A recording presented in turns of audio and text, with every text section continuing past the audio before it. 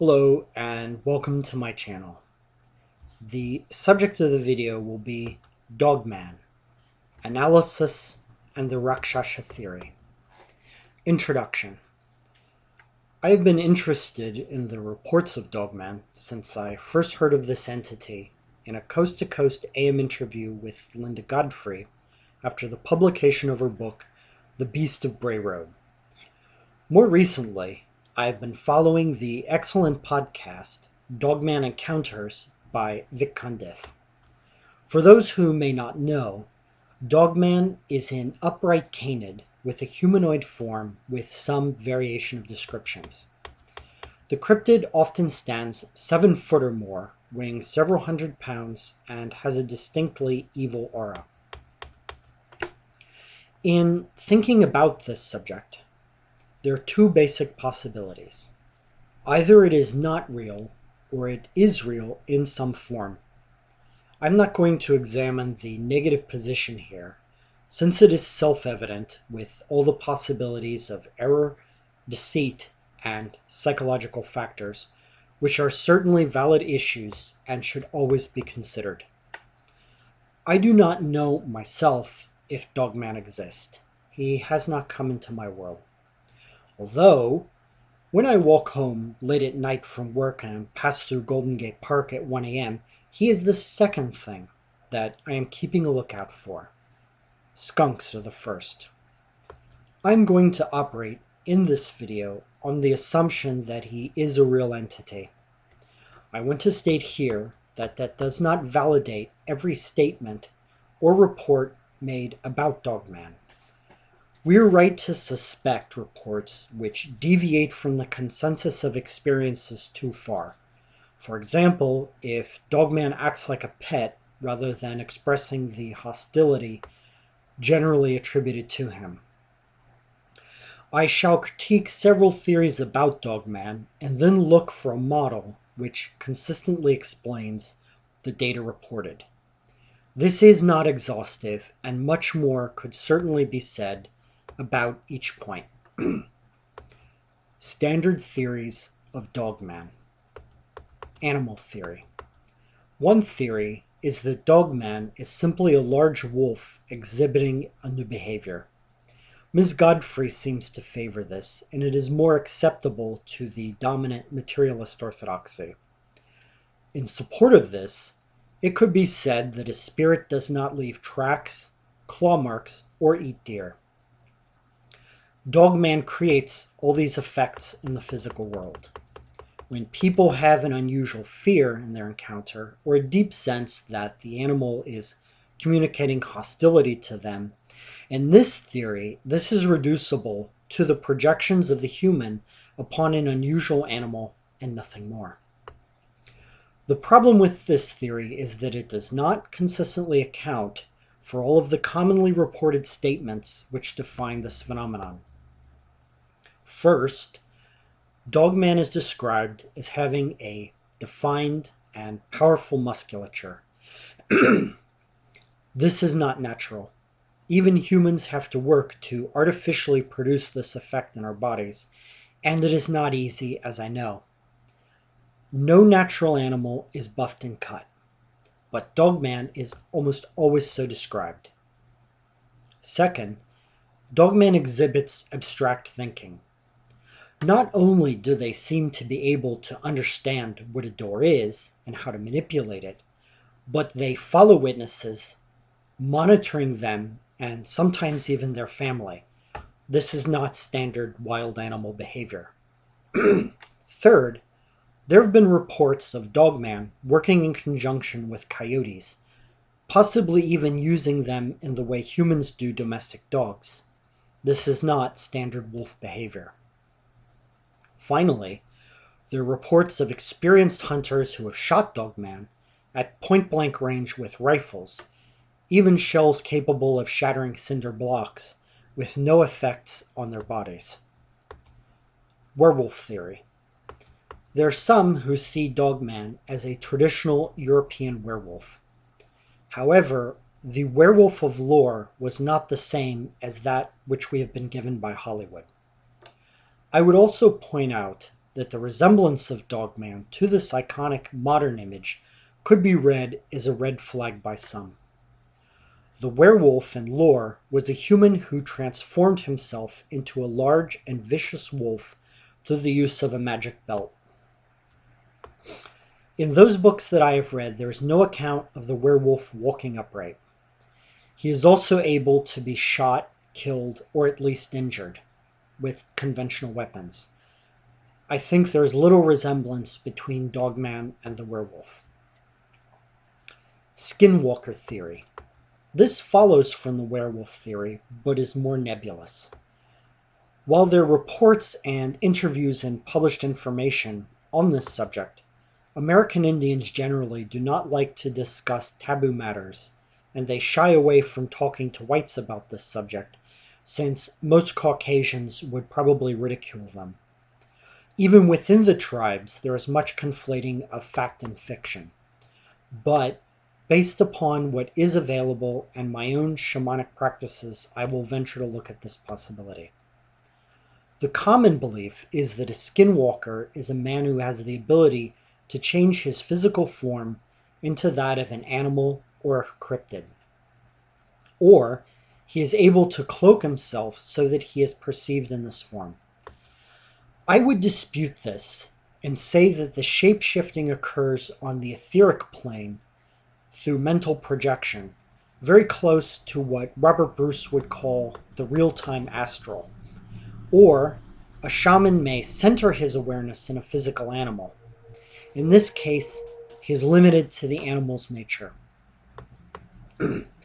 Since the types of Dogman are not reducible to physical wolves, this is not what is happening.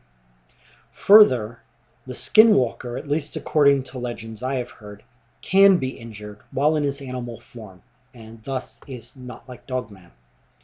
There are additional problems with this theory. It is within the range of possibility for humans acting on the etheric plane to produce physical effects and to be seen. But this is acting through a medium which is highly demanding and limiting for such activities. It takes both skill and horsepower. So while this would account for some aspects of the reports of Dogman, such as the ability to vanish, it does not explain all of them. Also, a shaman operating from the etheric plane does not need to kill and eat a deer. The energetic cost is too high for anything gained. Since animal parts have been found in connection with Dogman, this could not be part of an illusion, but is actually physical. Further, Dogman displays specific skills which are not necessarily inherent in shamanic practices. He seems to know about witnesses even at a distance. It is reported people sense him peering into them and reading them, and that he is somehow aware of them even if they are sheltered. Also, Dogman is able to manipulate human perception. During the experience, Dogman may be very close, and this is obvious in what is claimed to be a photo, but the witness is unable to perceive him when he should be able to do so. I do not think Dogman is a temporary, physical, or energetic manifestation of man. UFO Theory. It has been proposed that Dogman is an alien species left on Earth for various reasons. Short of them confessing this to us or gaining a DNA sample, there's no way to support this claim. The Rakshasa model. The question now becomes, is there a model to consistently explain all the data regarding Dogman, since the standard theories all fall short? The answer is yes. We need to look into the classic text of Indian thought. Not only does this provide a framework to understand Dogman, but provides remedies to deter or destroy these entities. Etheric species. The classic Vaishnava text, which holds Lord Vishnu to be the Supreme Lord, the Srimad-Bhagavatam, records more ancient lore in its 6th chapter of the 2nd canto, listing a variety of etheric species. These are life forms which share fundamental characteristics with denser material beings. They are self-directed, able to reproduce, require nourishment, and live in societies. But, in place of physical matter, they are composed of the more subtle and plastic etheric material. Some may interpret these spaces as alternate dimensions. I myself am not too keen on this view. In the cosmology of the Srimad-Bhagavatam, these species are assigned to different realms or planets in relation to the physical universe we inhabit. Some of these species, whose niche is closer to materiality, are able to cross over into this space for varying periods of time. This is much like how humans, with the proper skills and resources, can enter into an innately hostile environment, such as the ocean, to create effects there, or to fish for food. Unfortunately, these species are often highly intelligent and possessed, due to their nature, of abilities that are not as common among humans. These are called Siddhi powers in India. Among them are Ahima Siddhi, the ability to know at a distance, and Vashita Siddhi, the ability to implant concepts in another's mind or manipulate perceptions. These could be ideas such as, "You don't see me," or "You're very afraid." Rakshasas. One of these species, which is an apex predator in the etheric realms, is the Rakshasa. Generally, these are highly malevolent towards humans and regard us as inferior beings and a food source. There is speculation that they are often reincarnated from politically powerful and strong-willed tyrants, powerful black magicians, and corrupted priests or yogis who abuse their yogic abilities to dominate or exploit others. I can think of one prominent and recent example with a taste for boys. Because of their abilities to appear differently to their victims to induce fear, they have a variety of forms. However, there are often consistent traits.